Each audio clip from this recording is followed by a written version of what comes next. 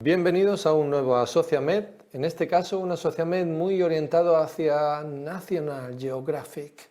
¿Por qué? Porque vamos a ver todo tipo de animalillos, pero animalillos pequeñitos, tanto como diferentes patógenos no bacterianos. Hoy vamos a hacer un repaso muy grande de infeccioso, pero vamos a tener antes un poco de más mezcla. Seguimos con la trama clínica. Después de una otitis media, un paciente nota debilidad al masticar, anestesia en mi cara izquierda y diplopia al mirar hacia la izquierda. Sospechamos una petrositis como complicación de la otitis media. En ella se produce el síndrome de Gradenigo, con afectación de ¿qué pares craneales? En este caso, pues si tenemos una anestesia en mi cara izquierda, eso significa que tenemos el trigémino izquierdo alterado, y si tenemos diplopia al mirar hacia la izquierda, pues tenemos el sexto par craneal izquierdo también. El trigémino me suele producir más bien dolores retrooculares y tal, pero en ocasiones puede producir también anestesia. Serían los pares craneales quinto y sexto del lado izquierdo, en este caso. Esta persona estaba en la playa y pasó un estudiante de medicina por al lado suya y vio esa lesión en sus pies y rápidamente se dirigió hacia ella para decirle que solicitara consulta médica. Lo único raro en esta situación es ¿qué hace un estudiante de medicina paseando por la playa si está todo el día estudiando? ¿Qué hace un médico? Pues sí, también tenemos nuestros momentos de descanso, pero la profesión siempre nos acompaña y en este caso se fijó en el pie de esta persona que tenía un melanoma lentiginoso acral. Y ya, como he prometido, vamos a National Geographic. Vamos a ver 55 patógenos no bacterianos con un cuadro clínico que puede ser más o menos típico, pero vamos a localizar esos 55. Me hablan primero de un exantema cartográfico en las nalgas. Eso es típico del megaleritema producido por parvovirus B19, la cara como abofeteada, el exantema cartográfico, la posible afectación articular. Corioretinitis bilateral en un niño de 2 años de edad, Toxoplasma gondii, que también se asocia con accesos cerebrales en pacientes que tienen SIDA y con síndrome mononucleósico. Se trata con pirimetamina y sulfadiazina.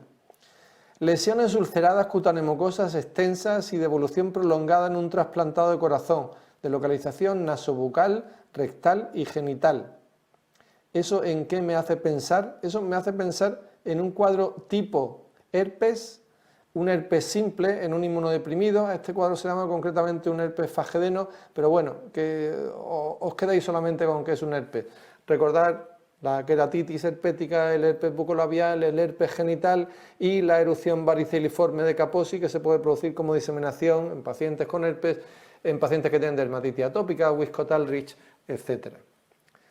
La 4 es muy complicada y no hay que saber mucho sobre ella. Placas verrucosas en cara, manos, antebrazos y piernas, enfermedad de Gilchrist que se llama, y que es una blastomicosis, es un hongo, muy complicado, insisto.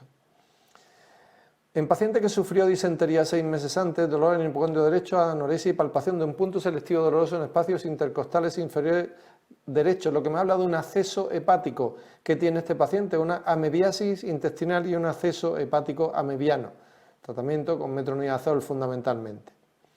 Fiebre alta, esplenomegalia, leucopenia, hipergamma, globulinemia policlonal, me habla de una leishmaniasis, de un Kala-Azar. Se trata con anfotericina B, es un protozoo, como ya sabéis todos. Sujeto que consume frecuentemente pescado del río Yangtze y que presenta hepatomegalia dolorosa, eosinofilia, elevación de la fosfatasa alcalina y un episodio de colangitis aguda. ¿De qué tipo de cuadro estamos hablando? Esa hepatomegalia dolorosa con eosinofilia y con colangitis aguda. Estamos hablando efectivamente de la clonorquiasis. La clonorquiasis que puede predisponer al colangiocarcinoma y que se puede tratar con praziquantel, igual que otros de su misma estirpe, digamos, que otros trematoidiasis. Ingles colgantes, piel de leopardo en las piernas, esas son dos manifestaciones que a lo mejor conocéis menos, pero sí la queratitis esclerosante, que es la que puede producir la llamada ceguera de los ríos. El cuadro es una oncocercosis, un oncocerca volvulus el que lo produce, se trata con dietilcarbamazina. La 9. Molestias urinarias, disuria, hematuria al final de la medición con eosinofiluria y observación de citoscopia de pápulas hiperémicas, nódulos y protuberancias geográficas. Este bicho, este trematodo, puede predisponer también al cáncer vesical, puede producir también hipertensión portal presinusoidal, puede producir mielitis, un montón de otras manifestaciones. Lo que pasa es que son distintos tipos. En general son de la familia del esquistosoma hematobium, pero también el Manzoni y el Japonicum pueden producir algunas otras de las manifestaciones que os hemos dicho antes. Praziquantel como tratamiento. La 10, asma grave, infiltrados pulmonares recurrentes, bronquiectasias centrales y eosinofilia en sangre y en esputo. ¿A qué me suena eso, ese cuadro? Pues las infiltrados pulmonares recurrentes con bronquiectasias centrales son característicos de la aspergilosis broncopulmonar alérgica, que en este caso se trata con corticoides sobre todo. Las necrotizantes se trata con voriconazol. Paciente de Centroamérica, picado por mosquitos, presenta cuadro febril con diarrea y con mialgias y posteriormente artritis crónica e incapacitante. Esa artritis crónica e incapacitante es la que le da el nombre del chikungunya. Con el número 12, 4 días después de participar en una matanza y consumir productos de cerdo poco elaborados, un sujeto presenta gastroenteritis aguda seguida varios días después de fiebre con escalofríos, edema facial, hemorragias conjuntivales, retinianas y ungueales con fotofobia y con intensas mialgias. ¿Qué tipo de cuadro pensamos en consumo de productos de carne poco cocinado? Pues pensamos efectivamente en la triquinosis, en la triquinella spiralis como cuadro que se trata con vendazoles. La 13, fiebre alta, disfagia, cefalea, vómito, dolor abdominal y pequeñas vesículas de color blanquecino amarillento implantadas sobre halos rojizos. Las lesiones se localizan en pilares anteriores, velo del paladar y úvula, pero respetan mucosa gingival y faringe. ¿Qué tipo de cuadro es este cuadro de fiebre alta, cefalea, disfagia, vómitos? Pues se trata de una herpangina por coxsackievirus, que produce también la enfermedad de mano, pie, boca. O de boca, mano, pie, como queráis llamarle. Tanto monta tanto. 14, neumonía con infiltrados intersticiales múltiples en un niño de 3 meses de edad. Pienso como primera causa en el virus respiratorio sincitial, aunque puede ser otros virus respiratorios también. Recuerdo que la ribavirina es uno de los posibles tratamientos. Parálisis flácida en músculos de las extremidades por lesiones destructivas graves de las motoneuronas del asta anterior de la médula en un paciente que no ha sido vacunado, en un niño que no ha sido vacunado, porque eso es un cuadro producido por el virus de la poliomielitis. La 16, individuo con crisis febriles de repetición que tras ser explorado clínicamente por un residente muy musculado y poco cuidadoso presenta rotura de bazo. ¿Por qué? Porque en el paludismo, tanto como en la mononucleosis, en el paludismo incluso más, hay riesgo de rotura de bazo con traumatismo no de demasiada violencia. Pericarditis aguda con observación de pseudohifas en la tinción con hidróxido potásico del líquido pericárdico. Una pericarditis aguda fúngica, su causa principal es cándida. Cándida también puede producir endocarditis, puede producir corioretinitis, puede producir una candidiasis hepatoesplénica en pacientes con leucemia, aparte de los cuadros más conocidos de la vaginitis candidiásica, del Muguet o de la candidiasis mucocutánea crónica, o de las lesiones cutáneas, el herpes circinado, entre otros. Eso tiene más relación con hongos superficiales. 18. Neumonía con patrón alveolar, broncograma aéreo y elevación de la LDH en un usuario de drogas parenterales y seguramente con infección VIH porque se trata de una neumonía por Pneumocystis jirovecii que se trata con cotrimoxazol. La 19, erupción urticariforme con fiebre, tos y sibilancia seguido varios días después de dolor abdominal, náuseas, vómitos y un episodio de invaginación intestinal. Eso lo puede producir estrongiloides, pero sobre todo lo produce el ascaris lumbricoides, la ascaridiasis. Se trata con albendazol. 20, mediocentro defensivo fichado por un club de segunda división española procedente de un club de la Eredivisie holandesa. En su país solía comer muchos arenques y presenta dolor epigástrico comprobándose en la endoscopia lesión granulomatosa en la pared gástrica. Tiene una anisakiasis. La larva migrans visceral la produce la toxocara canis o la toxocara cati pueden producir ese cuadro de larva migrans visceral. Estaba hablando antes de la larva migrans cutánea. La larva migrans visceral consiste en que el gusano por dentro puede invadir vísceras y puede atravesarla y puede atravesar diafragma y puede pasar de unos órganos a otros, esa toxocara.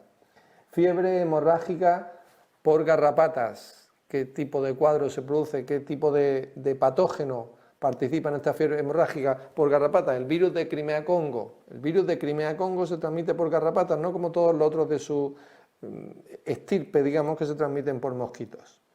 Vamos con el 23. Febrícula, catarro, conjuntivitis, manchas rojizas en el velo del paladar y aneumopatías de considerable tamaño, retroauriculares, cervicales posteriores y suboccipitales. Pues seguramente estamos hablando del virus de la rubeola, un niño no vacunado también seguramente. Dolor epigástrico con diarrea intermitente y con anemia ferropénica. Esos son los cuadros típicos que producen unos gusanos que son las uncinarias, Necatur y Angiostoma duodenales, y que se pueden tratar también con vendazoles. 25. Erupción vesiculosa en CAI, parálisis facial periférica, herpes zóster aciclovir. Síndrome de Ramsay-Hunt en este caso. La 26, el carcinoma nasofaringeo, se relaciona con el virus de Epstein-Barr, como muchos otros cuadros, linfomas B, como la leucoplasia oral vellosa, como la mononucleosis, por supuesto, la neumonía intersticial linfoidea, entre otros muchos. Epstein-Barr. 27, fiebre, linfadenopatías, hepatosplenomegalia, conjuntivitis y edema palpebral. En ese cuadro, con hepatosplenomegalia, con conjuntivitis y con edema palpebral, voy a pensar en la tripanosomiasis americana. Claro, no me han dado los datos fundamentales, me han hablado del signo de Romagná, que es esta primera parte, Trypanosoma cruzi, pero no me han hablado de la mega enfermedad, el megaesófago, el megacolon y la miocardiopatía dilatada, que es la manifestación predominante o por lo menos la que condiciona una mayor mortalidad. La 28, quiste en lóbulo hepático derecho con ictericia y nódulo pulmonar acompañado de expectoración de material purulenta. Es un quiste hidatídico, es lo que pienso, una teniasis. La 29, paciente con SIDA que padece colitis con un episodio de perforación intestinal, por lo que es operado padeciendo en el posoperatorio una sepsis por bacilo gram negativo. Eso me habla seguramente de una hiperinfestación por Strongyloides stercolaris. Sería la causa, y esa sepsis por bacilo gram negativo en estos pacientes con eosinopenia, que son los que están predispuestos a ello. Linfangitis inguinal que se complica con linfedema y elefantiasis en un individuo de Madagascar. ¿En qué pienso? En una filariasis. Buchereria bancrofti, Brugia malaya, son los cuadros que pueden producir este tipo de trastornos. Las filarias, la linfangitis, linfedema, tratamiento, dietilcarbamazina, ivermectina, se pueden usar varios de ellos. Síndrome de Reyes, lo pongo simplemente como complicación del virus varicela zoster, del herpes simple y de otros en niños que toman aspirina, es donde se puede predisponer más, donde puede ser más fácil que se puedan producir estos cuadros. Laringotraqueobronquitis aguda de origen vírico en un niño de 6 meses, eso es un cuadro producido seguramente por el parainfluenzavirus, el virus próximo al virus de la gripe. Fiebre, cefalea, mialgias y exantema en islas de blanco sobre un mar rojo, eso es la característica del dengue, esa exantema descrito de esa forma. Vamos ya con el 34, qué jaleo de bichos, qué montón de bichos estamos viendo. Predispone al cáncer testicular. Pues, ¿cuál predispone al cáncer testicular? Pues el que pueda producir evidentemente una orquitis, que es el virus de la parotiditis, esa cialoadenitis que produce, niños no vacunados, pero que también produce orquitis, que es predisponente. La más fácil es la 35, porque el virus que produce la coriomeningitis linfocitaria se llama virus de la coriomeningitis linfocitaria, el mismo nombre. 36. Un integrante de la tripulación de Sandokan, el tigre de Malasia, tras ser picado por un mosquito, padeció un cuadro de fiebre alta con bradicardia relativa marcada, ictericia y hemorragias difusas. Falleció pese a los cuidados de Mariana Lapil, la de la UAM, que tiene pues, una fiebre amarilla, seguramente. Una fiebre amarilla, esa marcada ictericia es la que le da el nombre. Epidermodisplasia verruciforme, una hipersensibilidad y una mayor facilidad para padecer cuadros, cánceres cutáneos por el papilomavirus. La 38, meningitis y nódulos cutáneos en paciente con SIDA, un hongo, ¿cuál? Cryptococo neoformans.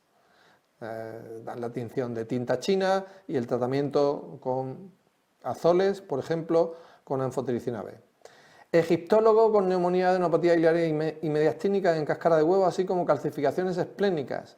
Es un hongo que produce cuadros muy parecidos a la tuberculosis y que están especialmente predispuestos, pues, por ejemplo, espeleólogos, gente que va frecuentemente a cuevas, cavernas, bodegas, etc., es Histoplasma capsulatum.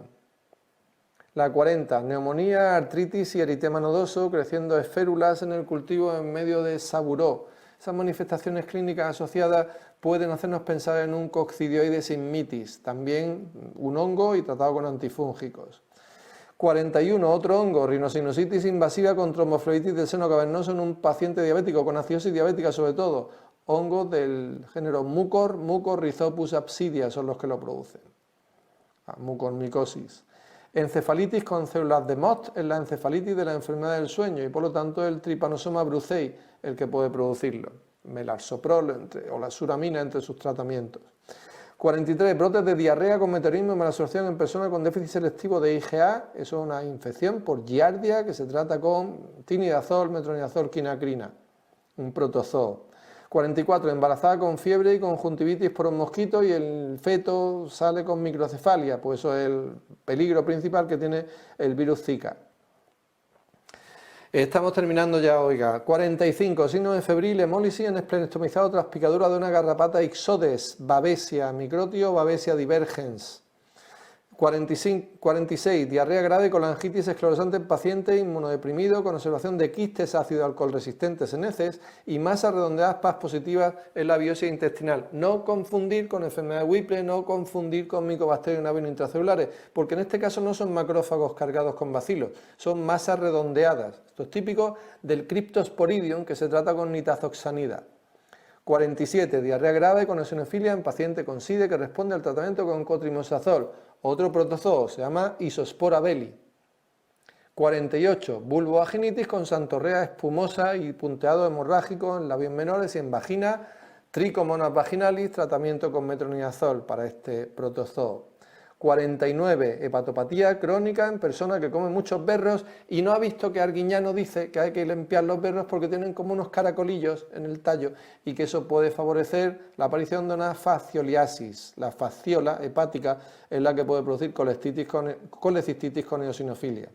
Meningitis con eosinofilia, sobre todo en la zona de Cuba, de Estados Unidos, del Caribe y tal, producido por Angiostrongylus cantonensis y en otros sitios tropicales como por China también. 51. Encefalitis con calcificaciones del sistema nervioso central en burbujas de jabón. Eso es característico de esa encefalitis del Paragonimus westermani, es un trematodo más raro que su prima hermana, por aquí, por ejemplo, por nuestro medio, muy raro, y ese no tenéis que saberoslo. Fanático del stick tartar de dudosas procedencias y que presenta hipertensión intracraneal y convulsiones, y se ven como una especie de agujeritos en el sistema nervioso central. Eso sí es una cisticercosis por Taenia solium. 53. Anemia megaloblástica en una influencer que todos los primeros viernes de cada mes invita a sus amigas a una caviarada. ¿De qué se trata esto? Pues seguramente de una botriocefalosis, del Diphyllobotrium latum, el que lo ha producido, que es capaz también de producir esa anemia megaloblástica. Bicho en el tobillo que se enrolla en un palo y que de alguna forma se sumerge en agua limpia y sale el bicho y lo va enrollando poco a poco, es el Dracunculum medinensis, que produce la fiebre de Medina, y por último el ébola produce un brote de fiebre hemorrágica de alta letalidad en África. 55 bichos no bacterianos que hemos repasado en un tiempo casi récord. Y ya vamos a ir un poco más rápido y la trama clínica mucho más relajada ahora. Un paciente de 44 años ha tropezado varias veces de manera injustificada, tiene a veces cefalea, en la exploración se le comprueba pérdida de campos visuales temporales de manera bilateral, tiene una hemianopsia bitemporal. Para encontrar la causa de su trastorno tendremos que realizar una resonancia de qué mueble y qué nacionalidad. Lámpara uruguaya, amaquita azerbaiyana, revistero sueco, modelo Strenwenderstrasse o silla turca, de la silla turca, para ver la hipófisis. Efectivamente, mucho más facilita que los bichos, sí, seguramente.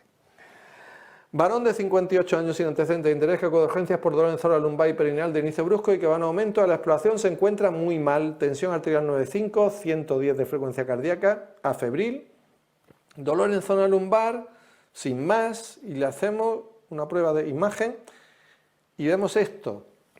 El paciente está hipotenso, perdido, y le vemos un tumor renal, un tumor en el riñón izquierdo, y pensamos, ¿y por qué un paciente con un tumor en el riñón izquierdo puede estar de pronto con un dolor brusco y con hipotensión?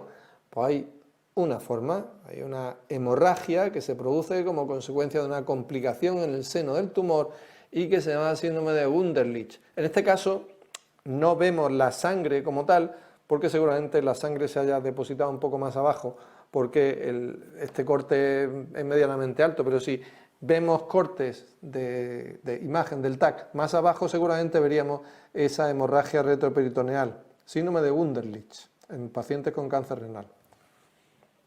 Y por último, vamos a ver cuadros en endocrino, cuál sería nuestro siguiente paso diagnóstico para localizar protocolos de estudio de las hormonas. Perdón, los bichos me han dejado sin agua. Vamos a ello. Primero, paciente con nódulo tiroideo, que en ecografía es sólido de 3 centímetros, estudio hormonal negativo, y en la PAF vemos un patrón folicular, un patrón microfolicular. ¿Qué pienso? Pues que no tengo seguro, no tengo claro si eso va a ser benigno o va a ser maligno, por lo tanto tendré que hacer cirugía, tendré que hacer una hemitiroidectomía y hacer una biopsia quirúrgica para saber si es benigno o es maligno. Si hay invasión capsular o vascular, es maligno y por lo tanto tenemos que hacer el tratamiento de tiroidectomía total y el radioyodo después. Paciente con clínica de insuficiencia suprarrenal, escasa elevación de cortisol tras ACTH, pero elevación de la aldosterona por 3 tras dar ACTH. ¿Qué significa eso? Pues significa que se trata de un cuadro en el que no hay una alteración como tal suprarrenal, porque la suprarrenal responde, porque la aldosterona responde, o sea que la suprarrenal no está destruida. Por lo tanto, tendré que hacer una prueba de imagen hipofisaria porque pienso en una insuficiencia suprarrenal secundaria. Paciente con 50 años, con hipertensión y con hipopotasemia, cociente de aldosterona renina alto, o sea, tiene un hiperaldosteronismo que no se suprime tras suero salino, es un hiperaldosteronismo, por lo tanto, se confirma. Y en TAC veo un tumor suprarrenal derecho de 2 centímetros y un suprarrenal izquierdo de 1. ¿Qué digo? Pues mira, tiene un hiperaldosteronismo, puede tener un aldosteronoma, pero esos tumores yo no sé si son lo suficientemente grandes, tiene 50 años el paciente, como para no pensar que pueda ser un incidentaloma. Entonces, para confirmarlo, voy a hacer un cateterismo de venas suprarrenales y veo si en una de las venas suprarrenales hay una producción de aldosterona muy superior a la del otro, en cuyo caso ya sé que ahí hay un tumor responsable del cuadro. Hipercortisolismo demostrado por cortisol salivar y ausencia de supresión tras prueba débil. Ya tengo entonces confirmado que el paciente tiene un síndrome de Cushing. Entonces pasaría ya al diagnóstico etiológico. Medir ACTH, a ver cuánta ACTH hay, si está baja sería un cuadro suprarrenal, y luego hacer las dos pruebas que me sirven para diferenciar entre el cuadro hipofisario y el cuadro ectópico. La supresión fuerte con desametasona y el estímulo con CRH. Hipertensión paroxística, metanefrinas plasmáticas elevadas, tasa suprarrenal no concluyente. Pues como no he encontrado ni el feocromocitoma ni el paraganglioma, voy a hacer una gammagrafía con metayodobencilguanidina. Y tumor suprarrenal descubierto en estudio de extensión en un paciente con sospecha de cáncer de pulmón, no sé si es metástasis o un incidentaloma. Para confirmar si el tumor es o no suprarrenal, voy a hacer una PAF y eso me dice si es suprarrenal, que es un incidentaloma, y si no lo es, que es una metástasis seguramente. Bien, y con esto hemos terminado este AssociaMed, hemos hecho un repaso en donde nos ha costado trabajo y hemos empleado mucha energía, pero hemos hecho un buen repaso de infecciosos y cada vez vamos rellenando más huecos y vamos sabiendo más para poder tener una visión conjunta de la medicina. Muchas gracias a todos.